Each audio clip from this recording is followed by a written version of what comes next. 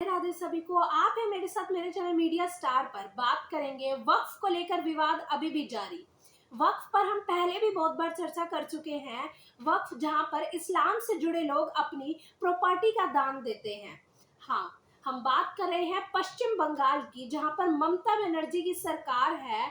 और कुछ दिन पहले ममता बनर्जी ने अपने एक भाषण में इस वक्फ का विरोध किया और कहा कि हम इस एक्ट को बंगाल में लागू नहीं होने देंगे, और साथ ही इसे एंटी माइनॉरिटी लॉ भी कहा।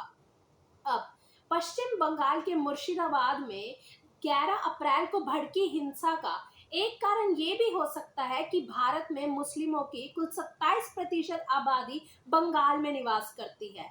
इसी के चलते बंगाल में मुसलमानों का ये मानना है कि ये एक्ट उन्हें के देश में दूसरे स्तर का आदमी बना देगा, और तो धर्म के आधार पर उन्हें दी जा रही आजादी को भी उनसे छीन लेगा।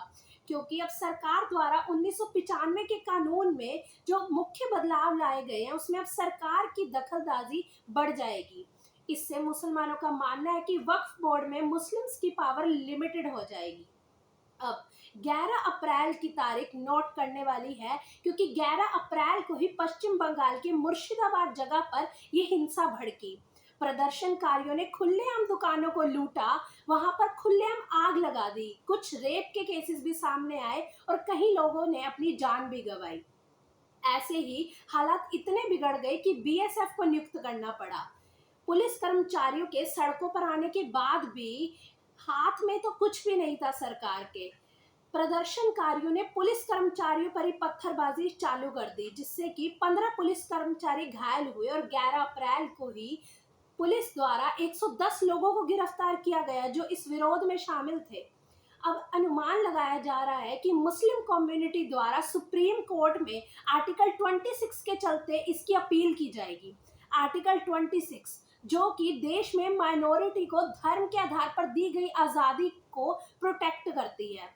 अब देखते हैं, सरकार को भी इस पर सोचने के लिए कुछ वक्त चाहिए, क्योंकि अब ये सेंट्रल गवर्नमेंट द्वारा पेश हो चुका है।